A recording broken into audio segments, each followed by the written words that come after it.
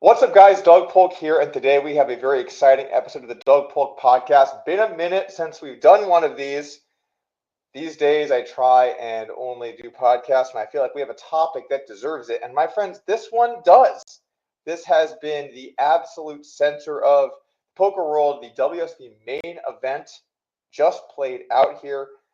Our guest today, Jordan Griff out of Arizona, got second place for $6 million, a massive score, basically about as big as it gets in tournament poker. We're going to have him on to talk about his experience at the World Series of Poker and, of course, everything that's been going on online lately. But before we do, everyone, I quickly want to make two announcements. First off, I am a little bit sick. I know some people in the videos lately, they said that I look like I'm down on my luck, or I'm on Ozempic, or maybe I have cancer. None of those things, just a run-of-the-mill stomach virus that is torturing my family at the moment. So not 100% here at the Polk Casa, but well enough to make some content and bring you the good news. And one more thing as well, we have some exciting stuff coming up here at Lodge Card Club. We have, you know what, I'm not even going to share this. I'm just going to let you guys know that we have a meetup game coming up on July 26th at the San Antonio location. Lots of really exciting stuff going up there. And one more thing too, with Lodge San Antonio, we have been listening to lots of feedback locally. We recently re-added back in 1-2 Match the Stack. I know a lot of people down there like that game. Happy to have that. Got a crazy awesome tournament schedule coming up, 50K guaranteed tournament. Mega Monster $1 million tournament. That's going to be coming up in a couple of weeks. So many awesome things coming up for you guys. And I'm even going to dip my toes into trying to play some Big O. I've heard it is all the rage down in San Antonio. I'll be by next weekend on Sunday to play that game and play the meetup game. Okay, all that stuff out of the way. Let's introduce today's guests. We are joined by Jordan Griff. Welcome, man. Welcome to the pod. Thanks. Excited to be here, Doug. Great to have you. So first things first, congrats on the epic run. And I guess just right off the bat, my first question would be, what time do you get back into work tomorrow morning? I'll be on 9 a.m. Gonna be a lot of meetings, but yeah, gotta update my coworkers and have a couple conversations about the last 2 weeks, and then get back on the grind. I like that. That was one of your first few statements or comments that you made was like, yeah, back to work on Monday. A lot of people, when they think of the main event, they think, yeah, I'm going to win, or I'm going to, second is, you're basically winning. You're playing 10,000 people. Second place is very, very close to winning. And you're thinking, yeah, I'm going to tell my boss where to put it. I'm packing it up. We're hitting the road. No, just back to work. Yeah, it's like, when people win lotto, it's like you hear the stories where it's like they'll just hold on to the ticket for the year, be normal, and just enjoy that. And it's like winning the $6 million was just so public. I don't get that ability, but until I figure out, my financials and what I want to do long term, I think I'm just going to go back to the normal life that I had. I'm being told. Oh wait, here we go. Is this mic better? I'm sorry. The audience was telling me the mic was terrible. I'm sorry, guys. Is the mic better now? Mic situation better? I think it is. I think we're going to be good. Sorry about that, everyone. I didn't realize that it was coming through the wrong headset or microphone or whatever. Please let me know in the chat if this is better. Okay, cool. They're saying it's good. All right, we're good. I should have done a sound check. Sorry, guys. Not bringing the A game. Sorry, Jordan. What did you just say? I was busy trying to fix my microphone. No, saying that, a lot of people will win lotto, and you hear those stories where they'll just hold on to the ticket for a year. They won't cash it. They'll go back to their normal life. Like, I don't have that luxury because it was a very public 6 million win. Everyone's hit me up, not for money, but just like the congratulations, and it's amazing. But like, until I figure out financials and long-term plans for myself, I think I'm just gonna kind of go back to my normal routine life for a few months here, and then having a kid soon, so that's going to change everything. And dude, congrats, really just taking things one day at a time right now. Thank you. Congrats. Yeah, that's awesome. Is your first kid? Yep. Yeah, so just your life that up till now, it's over. Just it's in a good way, but it's all done. The sleep it'll change. Your schedule's gonna become super rigid. Your wife is gonna be intense on the naps. And eventually your kid's going to be just getting sick and spreading it to you, and you're going to be sick all the time. And before you know it, you're going to be in the same seat I am today. So not that far away for you. Yeah, no, that's my main focus right now for sure, is adjusting to what's going to come and preparing for it. Very cool. Very cool. So I guess like let's just talk a little bit about your experience in the main. I think it's the poker dream to run deep in the main. Every poker player, when you see the ESPN shows, you see people talk about it online. You think about tournament poker at you know on its biggest stage at its like absolute pinnacle. What would it be like? The quintessential example is to have a big stack in the main, run deep. You get the days 5, 6, 7, whatever. I don't even know how many days that there are. And then ultimately you make that final table, whether it's the November 9 or just, is there even a name for it anymore? I don't even know. What was it like to get to live out that poker dream? Incredible. I think I started telling family and friends around day 5. I'd grown a big stack, and I'm like, okay, I might have this for a while, and like now is a good time to start telling people that like I'm making a deep run in the main, and it just, you know, updating everyone throughout it, being there with family and friends over the phone, and then eventually getting them on the rail for the last 2 days was just amazing as an experience to just have people there with me and really bring them along. And I had a lot of people watching on the virtual rail the last few days too. So it's just, it's an absolute dream, right? Like I grew up Moneymaker era watching those ESPN shows and just the drama and, you know, how crazy it is. And I enjoyed every minute of it. Well, you got to play every minute of the tournament. Yeah. From the start all the way to the end. You were in there. That's surreal. What was the, I mean, I guess like it has to be the ending part of the tournament was the pinnacle, right? Just like getting to be at the final table, getting to play for that much money, getting to make some of the decisions that you made, getting to be involved in some of the hands on that stage. You know, I guess like describe what it's like to play at the final table. Yeah, so I think for me, like the moment it became real, and it wasn't even the final table yet, was like I wasn't on feature until day 7. And, you know, you get mic'd up, you're under the lights, and it was my first time ever playing, you know, on a stream or, you know, under lights, something like that. So I thought that I was going to go in and be nervous and start giving off tells. And I went into that first day on feature table and I just mowed down my table. Like I think I doubled my chip stack in a level or two, and just so calm, so in the zone. I couldn't believe it myself. And I remember it was like the end of day 8 or so, or day 7, where I was like huge rails in the Thunderdome, and it felt like the final table. It's like, even if I don't make the final table, this is the experience. Like everyone's going nuts after every hand. You've got rails chanting, you've got, you know, whole cards shown on TV, commentators, like even just hearing, you know, people describe my game and talk about myself. It's just overall a dream, right? Like watching those ESPN streams, now it's me there and I'm the person they're talking about. Yeah, that's exactly what it is. Like you are the person that's living out the dream now, which is why so many people play it. What was it like in that hand? You know, there was a very I don't know if you'd say controversial hand, but it was a very popular, talked about hand that many people even messaged me about to analyze. And if I had felt maybe a little bit less like barfing my brains out, I might have covered that hand too. But there was a hand where you had pocket 9s against one of the most famous online players in tournaments, maybe the best. So people talk about who's the best all the time, but Lena 900, Astet at the final table, where you overbet jammed a set and he called you with top pair and a gutter. What did you think about his call there? And what was kind of the dynamic at play when you decided to make that move? Yeah. You know, I didn't count the number of hands we played before that, but I think it was like 2 hands that I didn't get involved in that like 30 minutes of play. So I was just 3-betting. I was raising. I was being super aggressive. So I'm sure a lot of that went into his decision-making. You know, as far as what I was thinking, you know, I flopped the set. I was dancing on the inside. That turn came and it was like the spiciest turn ever, right? It brought in the straights, it brought in 2 flush draws. And, you know, I think everyone saw I was doing my timing of 20 seconds. So like, I'm like, okay, 20 seconds, what am I going to do here? I need the full time.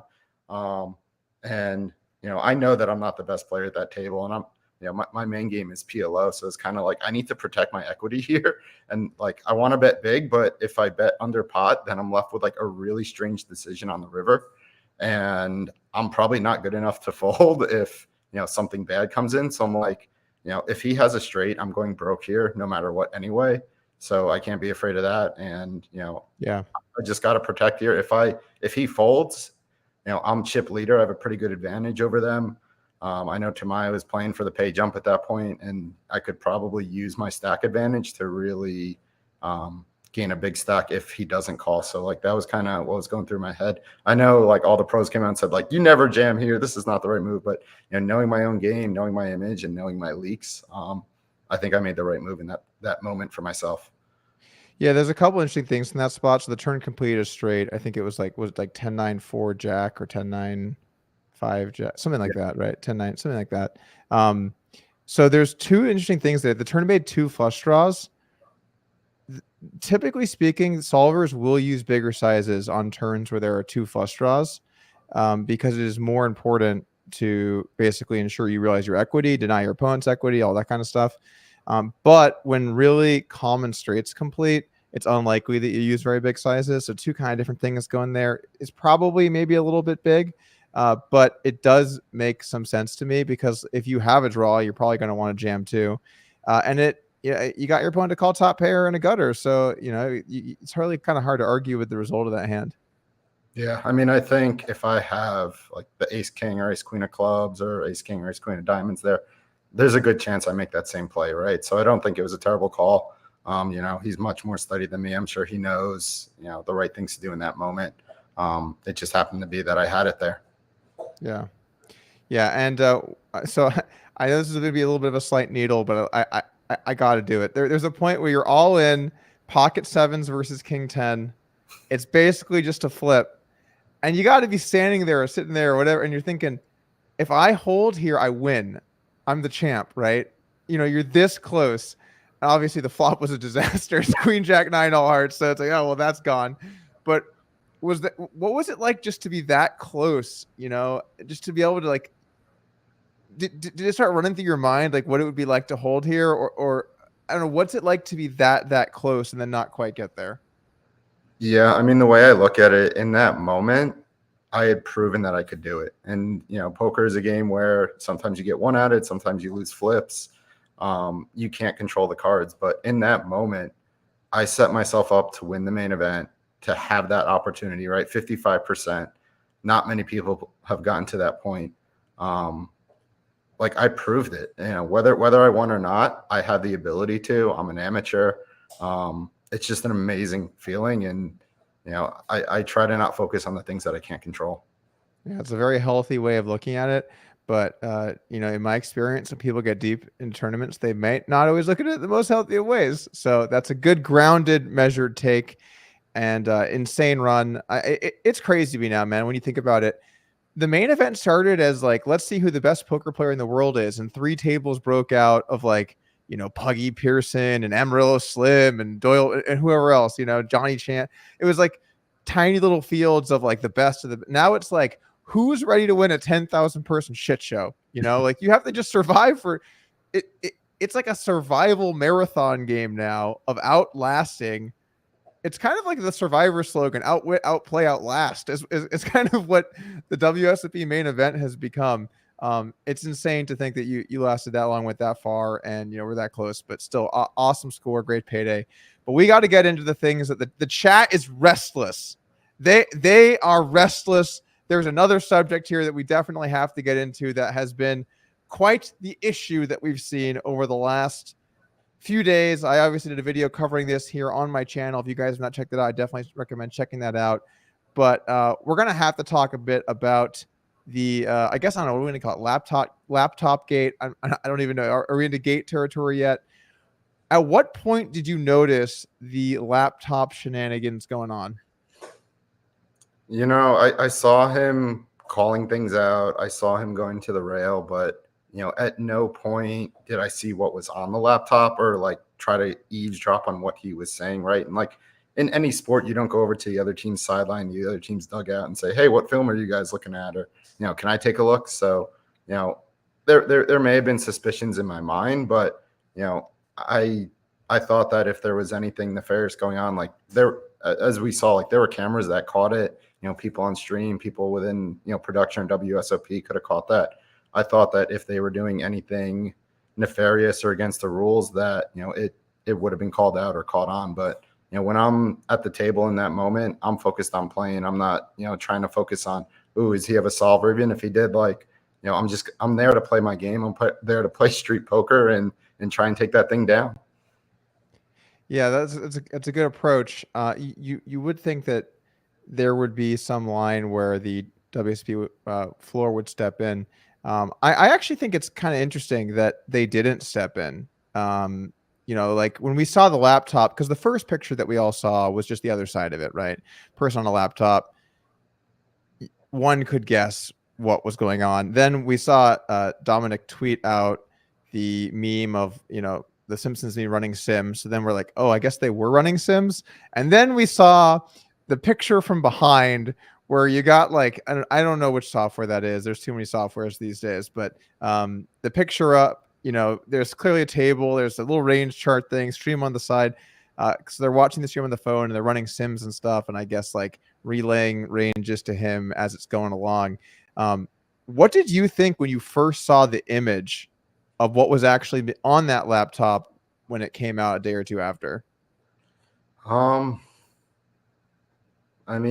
think one of the things I was thinking back to is like those announcements at the start of each tournament that, you can't use RTAs or anything. So I knew it was kind of against the rules, but also like that announcement follows with, you could be penalized. And like, I don't think people have really been strongly penalized by it. So I'm sure in their mind, if they knew they were doing something wrong, they're like, oh, well, they'll just tell us to put the laptop away. I don't think there was any serious repercussions people thought would come out of that. Was that announcement made in the WSOP main event as well? I'm pretty sure it was. My mind is a bit mush from like each day, but I remember specifically hearing that myself, and I only played about 3 tournaments at the WSOP this year. Yeah, man, that was just like 180 hours. You should just recall clearly. It's a weird way. Like, I only played 3 tournaments. Okay, but how long did one of those tournaments go for? I mean, you were there for a super long time. I think that's fair. I did see that afterwards, Dominik saying that he never heard that, which, if he played in that event, if they're announcing it every tournament, maybe he did. Who knows? But ignorance can't really be a defense against trying to follow the rules. So I guess like in the event, you see this laptop, you're not really it's not really something you're focused on. You're trying to win, you're playing your game, you're focused on whatever. Do you know if anyone else saw it? Did any of the other players complain? Was there any talk from anyone about the laptop situation, or is it just totally flying basically, I don't want to say under the radar, but just not really a focal point for any of the players? To be honest, I wasn't focused on him prior to Heads Up. I think Heads Up is really when people started to take notice and really say things about it. Like that's where a lot of those laptop images I saw come from, was that last day. Okay, so it was just kind of like it really just happened to your knowledge starting in the Heads Up portion, or at least that's when you became aware of things. Yeah, that's a lot of stuff I've seen is from the Heads Up portion. I haven't rewatched the first day of the final table, but I'm sure other people are going through that footage and trying to figure things out. Yes, the internet is sleuthing. There will be pictures and clips and you name it. It's going to be out there. All right, so I guess just kind of transitioning this competition a little bit. Do you feel that the usage of this stuff in the tournament put you at an unfair disadvantage? It's tough to say. I mean, I think using an RTA is going to give an advantage. Everyone can debate how large that is and how much it, will really help a person. I think it's hard to quantify that. A lot of people are coming out and saying, "Oh, it's so small, can't even worry about that." I just know it's not allowed. Based on what WSOP is saying, and I'm not really focused on how big of an edge versus how big it isn't. Even just that tournament, right? It's like we talk about it being decided by a flip, or I got it in again another time, with like 30% plus equity, right? Like I don't know how things would have been different if they weren't using the solver, but it's even just sad that this is what the story out of the main event is, right? It should be positive stuff. It should be great stories about people making these deep runs and coming into money and, trying to be ambassadors for the game. And here we are talking about, someone who's, trying to take every little edge they can and use that to their advantage.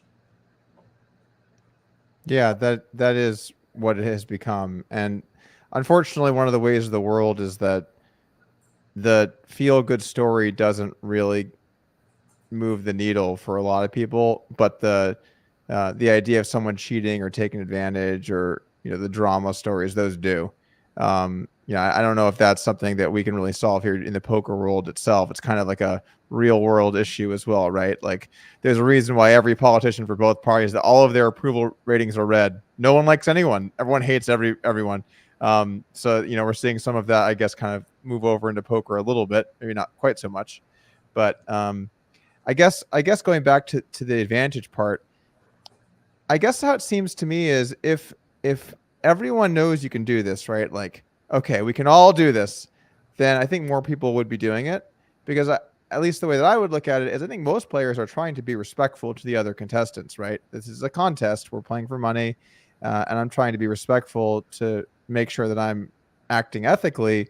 And then when you have people that are so brazenly just not doing that, because either they think they can get away with it, or they think it's not against the rules, or whatever it might be, I guess like where it really seems wrong is just like, if other players are not doing it because of these things, and then they are getting some advantage, right?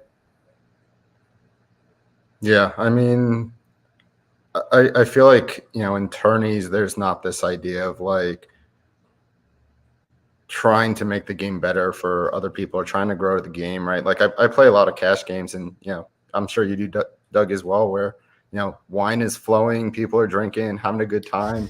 Even if you're the best player in the game, you give up some of your edge to make people come back and to grow the game. And, from my experience at the main event, I don't see a lot of players trying to grow the game of, tourney poker. Like I think of, some of my most favorite sessions I've ever played. It's not always the ones I win, but the ones where we're sitting around a table, drinking a bottle of wine, having a good time, laughing our asses off, putting bad beats on each other, right? Like, I play for fun. I'm not there to, put on the hoodie and glasses and stare at everyone and take every edge that I can. I'm there to, play a game, get away from the job, and just have a good time. I think that's a difference in mindset between tournaments and cash games, though, because for a lot of tournament players, they look at it kind of like this: I can reg no matter what. You don't have to like me. I'm going to reg and I'm going to play, and there's always going to be tournaments. And especially given, the way that COVID kind of pushed stuff live, or COVID kind of made poker explode so much, and then how much growth we're getting in live poker, they could argue, probably rightfully so to some extent, these tournaments are going to get bigger no matter what. Even if I'm just like an outrageous asshole and I don't talk to anyone and I tank every decision. And I mean, I'm sure you saw a ton of people doing that. It's very common in tournaments for people to do that. Why are they doing that? And, yet these tournaments seem to grow all of the time. You could maybe argue that it doesn't really matter that they're doing those things, right? Yeah, it's not a private cash game. It's not something where they have to worry about their customer. They just assume, people are always going to show up, and the main event's always going to grow, right? Yeah, exactly. That would be their argument. I'm not saying that they should. Yeah. So going back to this, though, so if you knew what was going on over there on Tamayo base camp, would you have done anything differently? Ooh, that's a good question. If I had like 100% confirmation that they were there running sims, I may have mentioned something to the floor then and said like, hey, is that allowed? Is this something they can do? But like, I was just trying to enjoy the moment. I wasn't trying to damper it. And, I was assuming that, WSOP would be enforcing, any rules that they have in place and, monitoring that. Well, that assumption might have been might have been a little bit off there, because it is weird to me. I went through and I checked all of the rules here, and I looked at the Nevada gaming thing. And as far as the 2024 rule set goes, I know they made that announcement over the intercom several times, and there's a couple provisions in there that maybe loosely apply, but I didn't see any real strongly worded solver stuff other than that announcement. So it does kind of seem like they've put themselves in a little bit of a gray area here where all of a sudden you have the biggest possible situation for this you can have, and you've not really done anything with this rule. And then you're thinking, oh shit, what do we do here? I don't know. Like, what would have been the appropriate response from the World Series of Poker in your eyes?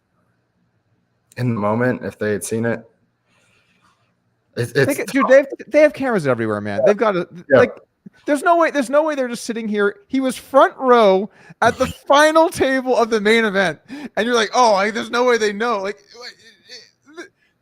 this, where else are you watching right now? Like, this is the only place anyone's watching. I don't understand. They had to know. I would assume.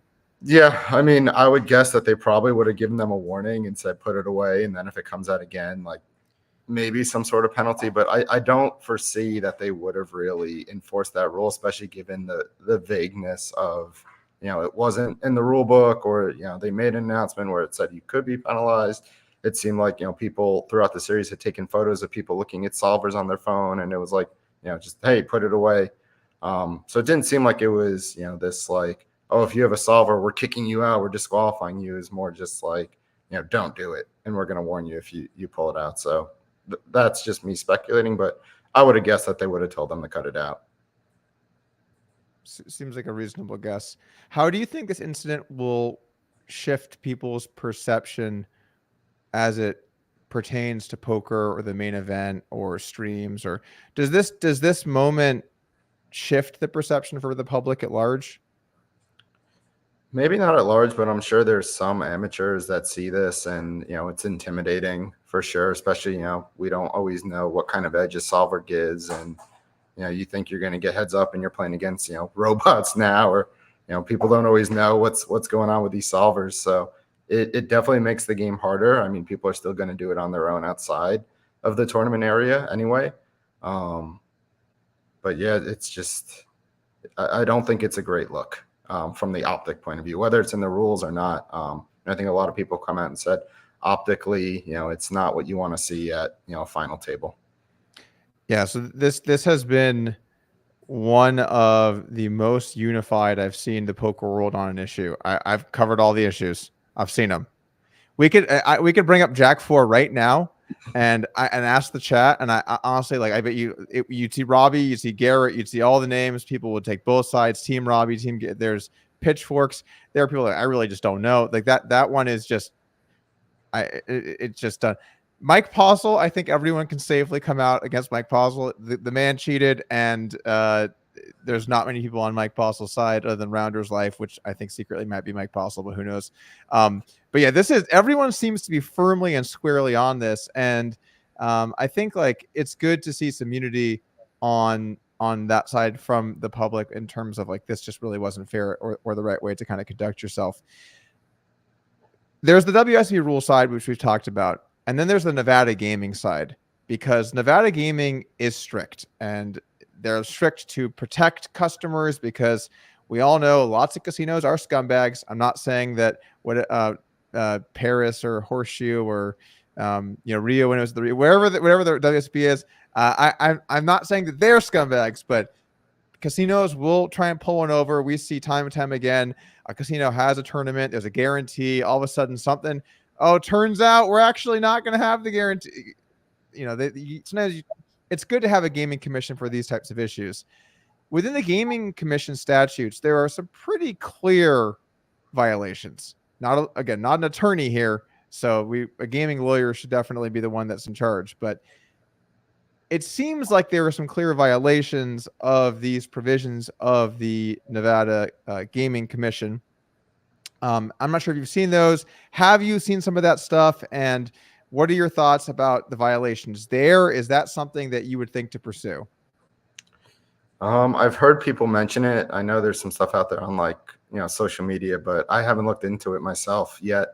I drove back from Vegas Thursday. It's been like 2.5 days. I've mainly just been like running errands and hanging out in the pool. Like went to Costco yesterday, like gone on Twitter a little bit, but I haven't deep dove into this with the sleuths. So you're buying in bulk for value after getting second in the main event? I will shop at Costco no matter first place, second place. Like I think it was like day 3 or day 2. My table was just talking about Costco the whole day. Like, get this guy a patch. It's like, you're like, yeah, first thing, what are you doing when, like, oh, TP goes on bulk sale at Costco on Sundays. I got to swing by. I can get 100 rolls for like $10. I'm in there. Told you, it's like get back to the routine, right? Like, I got to figure out, can I afford the Wagyus, right? I mean, I'll figure things out as I go, but for now, it's just trying to return to a little bit of normalcy as I return home. Well, so certainly good to return to normalcy, but at some point, is that something that you're going to take a look at and explore? I mean, if you feel like they actually violated the rules of the state for gaming to do this, is that something you would be willing to explore, or is that something you're just not going to go down that path? I would leave it open. I mean, it's not like I would pursue it and be like, wow, if they disqualify him, I'm the main event champion. Like, he won the heads up battle, whether he got assistance or not. I didn't even think about that, but you're right. If they DQ'd him, I guess you win, right?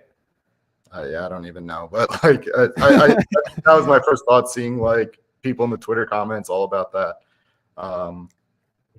But yeah, it's a lot to think about, and I haven't really looked into the laws. I haven't spoken to anyone from a legal team. So I'm not saying it's open or shut, but it's just something I haven't really had time yet to even consider. So once you have had that time, if there was a case, would you consider filing a suit? I would say it's always a possibility, but I'm not sure at this time. Okay, that makes sense. It's a reasonable and fair answer here live on the Doug Polk podcast. I think that's a smart move. Do you have any hard feelings towards Dominik or Tamayo, or I don't know? I guess let's just talk about the Dominik response here. Were you surprised at the aggressiveness of the tone of some of these comments from Dominik following the tournament? I mean, he wants to play the villain. That's he's got it right. I don't think that camp is looking to come out and be the good guy, and they're not trying to. Not speaking about Tamayos specifically, but I think that camp of people they're happy with where they're at, and I think they're maybe stirring the pot a little bit, but I don't think their goal is to be in the public eye as the good guys, or they're trying to be the best they can for the game. I think they're focused on a bit of what they were doing there. Yeah, those guys are not the Jason Koons of poker. I'll definitely say that. McKeon can be a little bit abrasive, or maybe I would say very abrasive, and is extremely unlikable. And then just personal opinion, but had a few interactions with him over the year, or seen him post online, or his whole shtick. And then the Dominik takes. I was really surprised by that, by the way. I've known Dominik for a long time, and I always thought he was a pretty stand-up dude. I just think he ended up on the wrong side of this, and rather than realizing that he's made a mistake and just kind of try to see it the right way, I think when people they have the wrong side and then they have a clear choice, it's like, well, I have to just say I was wrong and just suck it up and be wrong on this one, or I can just put my head so far into the sand and I'm gonna triple down, I'm gonna quadruple, and then I feel like you have to make a choice, and he decided I'm gonna just go as far into the sand as I can, which I think is a shame, because a lot of people are, I wouldn't say that Dominik is a super well-known guy in poker, now much more well-known. And there are going to be so many people who all they know about him is that he was the main event final table laptop simulation guy that was a douchebag. And I think that's going to kind of go down as one of the ways that people at large view him. And I really don't think he's that kind of guy. But regardless of what I think, the takes have been absurd. They've been aggressive, and I can't even imagine taking a side on this one. It's hard to imagine. Not really a question, more just me rambling. Okay. Moving on here. Let's see. I think we went through that. Yeah, I think we went through that too.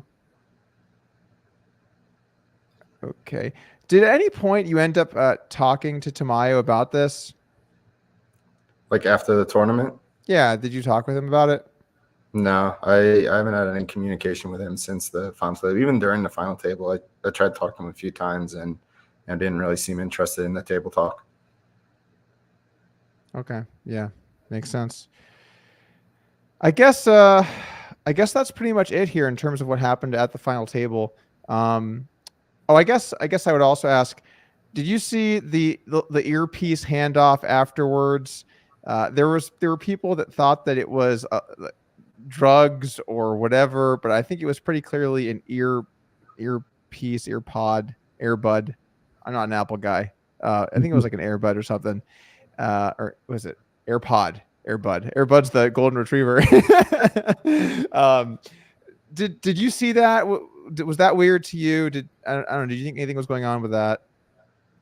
That came out like everyone going crazy on it when I was at a steakhouse taking my rail out to dinner. Someone mentioned it. They're like, "Hey, everything's going crazy on Twitter." I'm like, "Hey, let's put it away. Let's enjoy this victory. Let's just have a good time tonight and not worry about it." And by the time we went back on, we saw that people were saying, "Hey, it came out of Joe's ear. Wasn't his AirPod." So that kind of died down. I never kind of got into that whole hype, and I think watching that video after it came out, it seemed pretty clear that was out of Joe's ear. Yeah, makes sense to me. Well, there's another picture where it showed a white thing in Tamayos' ear. Are you allowed to wear headphones or earbuds at a final table of the World Series Poker? I really don't even know. No, and I haven't dove deep into that one yet. I don't know. It seemed like they just kind of zoomed in on him. I don't know if it was the final table or a day before, right? Like we all have tons of pictures on WSOP's website from the last few days. But I know the first time I got moved to feature, it was even like feature 3. Someone had AirPods and they said, no AirPods on feature, please. No speakers, headphones, anything. You can't wear those on these. So I know that was definitely a rule. It seems like they need to get more aggressive and enforce things strictly and strongly. I understand it's for a lot of money. And do you maybe wonder if there was an incident that happened, I don't even know, 5 years ago, where it was like 1 or 2 tables. I think it was 2 tables left. They were playing down to the final, and a player jammed, and the other player asked for a count, and they said 17 million, and then they thought about it and called.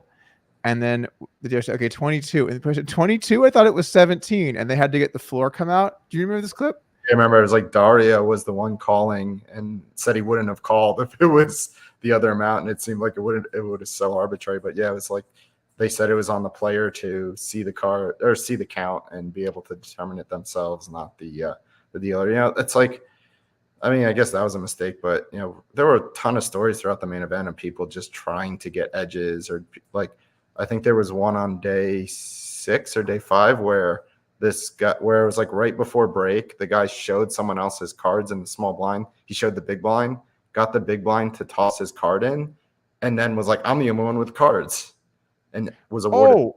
Oh yeah, I saw that story. I thought that was a little bit earlier on, but I did hear that story. It was like he had like Jack Deuce or something. I kind of remember. Yeah. He showed him the cards. The other guy threw his cards away and then tried to take the blinds down, right? Yeah, I remember that story. I had tables even day 1. This guy was trying to angle and like change the rules and get different rulings from the floor. It's like, this is kind of what I was talking about. It's like tournament poker for me. Just, it's not the same as a cash game. Like I advocate, new people to come in and play 1-2 no limit if they're looking to play. Grab a beer, talk to the table, have a fun time. Maybe some smaller stakes tournaments are like that, but like the environment for most of the main event for me, you get all these pros and it's just like you feel like everyone's looking to maximize their money with every edge and take every line they can. Did you ever have a table during the tournament where you thought like, we're having a good time here with the lads or the guys and the girls or whoever? Yeah. Did you have some tables like that? Yeah. I mean, it was like sporadic. Like my day 1 table wasn't a fun table. I think day 2 and 3 were like great, like a lot of recreationals like myself and just talking life, having a good time. And then, maybe back until like day 6, I got to a table that was like great as well. Everyone was that's awesome. Fun. Yeah. So it's kind of a crapshoot for people. Like, is it going to be a great experience or not? Like, it's all dependent on, table draws. Like, there's so many different types of players playing, and, for someone to have a great experience, it's it's kind of like, I mean, winning's like the lotto, but having a great table is a bit of a lottery too. Yeah, well, there's definitely some variance in what table you end up getting, and I guess like how I look at it is as an ambassador for poker, if I get to a table, I try to represent myself well, but I also try to really make it a good atmosphere for people to play in, because I do think that, especially for people like me, where poker has given me my whole career, I do think that we kind of owe something back to the community in the way that we conduct ourselves and the experience that we make it for people. And if you make it shitty for people, like if every table is quiet, tight, annoying to be at, people all have shades on, they're all masked up head to toe. Did you see the picture of Jerry Yang, or did you see any of the stuff from Jerry Yang where he had like the mask and the beanie and everything? Yeah, it's like, who's under there? I don't know. There's no way to even know. I think like if that's the environment, I do think it becomes something where a lot of people don't want to be a part of. I think the main event specifically will survive kind of anything, just because it's so iconic. And if you really think about it, you zoom out, ESPN has been advertising this for, I know they don't anymore, but spent decades of nonstop promotion to where all of these people come out of the woodwork. I've seen them. They come out, they watch this, they have opinions, and they get angry at Poker Go for a paywall. I've seen it. It's everywhere online. And I think like the branding of that has built into so many people's spheres that they're going to come out no matter what. So I think that event specifically is okay. But there is like a second layer effect where other places, other events, other tournaments, cash games, your local 1-2 game, if people don't have a good time, that they're not going to want to play. Yeah, I mean, for me, it's like a weird spot because I've always played tournaments just as like, oh, there's such a huge pay at the top, right? Like I can't get that from a normal cash game. And now that I've gotten that huge pay, like what is my motivation to play a tournament versus a cash game? I mean, I guess there's the glory and, pad my hand in mob. But, for me, like from a day-to-day basis, I'd rather be, kicking back, drinking wine, having a good time with, people that I can call friends or, buddies. Yeah, true. Maybe some slightly larger blinds. Mm-hmm. Yeah. Okay, so I guess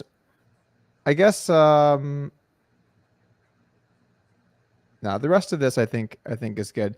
That's going to be it then, man. Any last thoughts on your experience at the main event? Anything you want to say to your fans, the people that supported you, your rail? Anything for the audience here?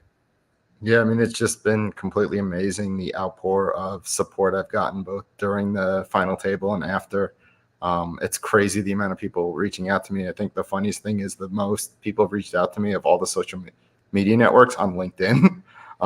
People talk about me having a job and playing and being inspiring, and it's amazing to hear. So for everyone who's been watching or reached out, like I see every one of those messages. I appreciate it.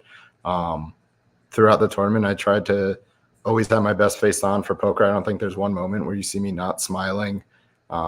Every all-in I lost, I gave my opponent a fist bump when they won.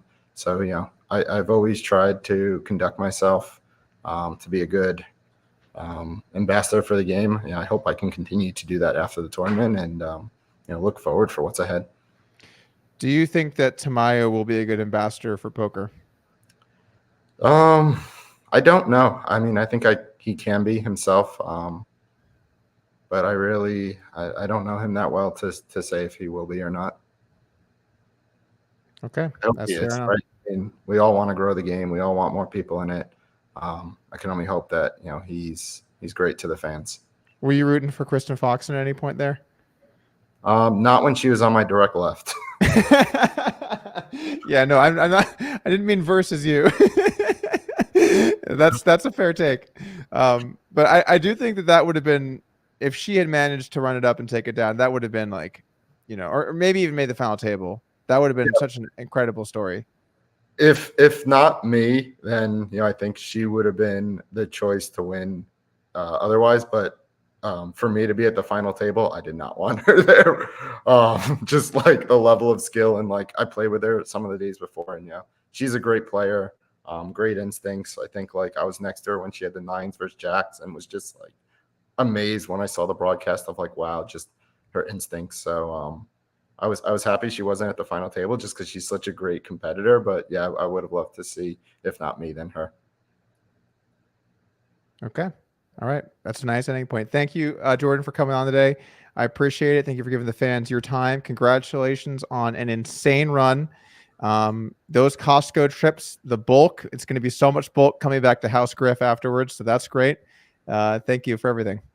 All right. Thanks. Appreciate it, Doug. Thanks. Yeah, no worries. And thank you guys for tuning in. I have an announcement for you guys that tomorrow we are actually going to be having another podcast with Daniel Negreanu and Alan Keating. We're going to do a three-way discussion on this. It's going to be quite the discussion from the three of us. We're going to have a lot of different takes on that one. I'm sure you guys will not want to miss it.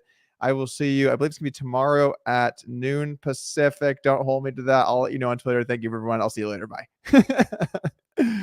All righty.